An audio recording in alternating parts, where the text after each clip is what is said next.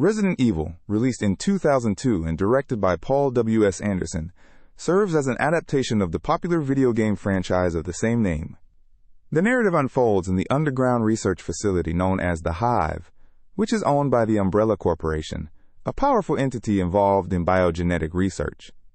The film kicks off with a security breach when a thief releases the T-virus, a deadly pathogen that turns humans into flesh-eating zombies. In response, the facility's artificial intelligence, the Red Queen, initiates a protocol to lock down the facility and eliminate all living beings inside to prevent the virus from reaching the surface. This sets the stage for the movie's core conflict, as a specialized military unit is dispatched to shut down the Red Queen and contain the outbreak. The protagonist, Alice, portrayed by Milla Jovovich, begins the film with no memory of her past due to exposure to a nerve gas, a defense mechanism deployed by the Red Queen. As the film progresses, Alice's memories slowly return, revealing her role as a security operative working for the Umbrella Corporation. She is joined by a group that includes Rain Ocampo, played by Michelle Rodriguez, and Matt Addison, played by Eric Mabius. As they venture deeper into the Hive, the group encounters not only hordes of zombies but also other mutated creatures, including the terrifying liquor, a result of the T-virus's effects on living organisms. The film effectively uses suspense and horror as the team tries to navigate the labyrinthine facility, facing not only the undead, but also the facility's security measures. Throughout their journey, the group faces numerous challenges and gradually dwindles in numbers due to both the zombies and the facility's deadly traps.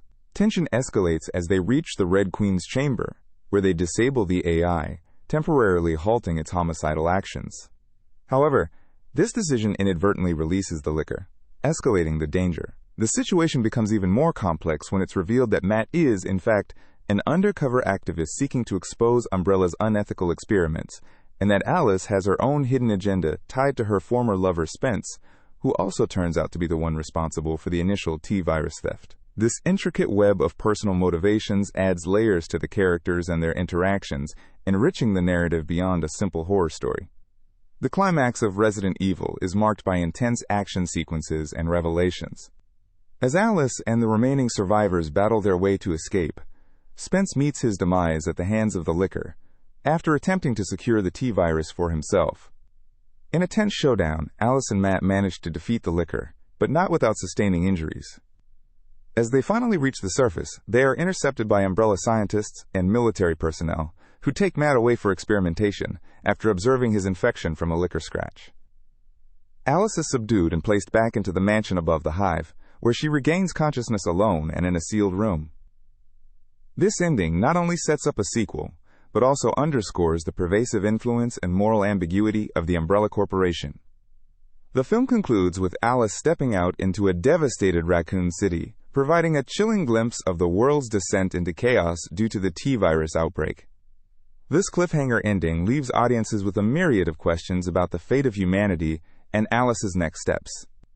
Resident Evil successfully merges elements of horror, action, and science fiction, creating a gripping narrative that pays homage to its video game roots while establishing a distinct cinematic identity. The film's blend of suspense and adrenaline-pumping sequences, combined with its exploration of corporate malfeasance and human resilience, paved the way for a successful franchise that continued to explore the ramifications of the T-virus and the Umbrella Corporation's machinations in subsequent sequels. Behind the scenes of the 2002 film Resident Evil, there are numerous fascinating tidbits that even ardent fans might not know. Director Paul W.S. Anderson, who was an avid fan of the original video game series, was determined to capture its eerie atmosphere while incorporating his unique vision. Interestingly, the film's iconic laser hallway scene, which has become one of the most memorable parts of the movie, was not in the original game. Anderson conceptualized it to add a fresh, intense element to the movie, showcasing his creative approach to adapting the source material. This scene required meticulous choreography and special effects, making it one of the most technically challenging sequences to shoot. Trivia enthusiasts might be intrigued to learn that Michelle Rodriguez, who played Rain Ocampo, was so committed to her role that she underwent extensive military training to convincingly portray a tough, no-nonsense Saul Dyer. In fact, Rodriguez was so eager to embody her character that she performed many of her own stunts, adding authenticity to her action scenes. Another interesting fact is that Mila Jovovich, who played the lead role of Alice, was not initially part of the ensemble cast.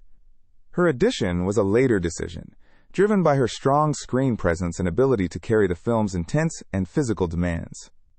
For those who love discovering Easter eggs, Resident Evil is a treasure trove.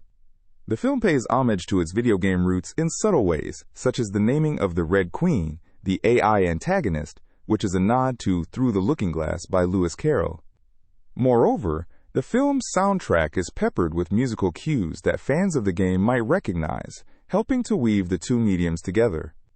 There are also several visual callbacks to the game, including the use of certain camera angles and specific set designs that resemble key locations from the video game series.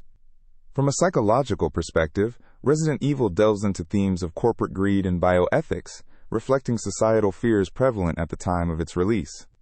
The Umbrella Corporation in the film serves as a symbol of unchecked corporate power and the potential dangers of scientific overreach.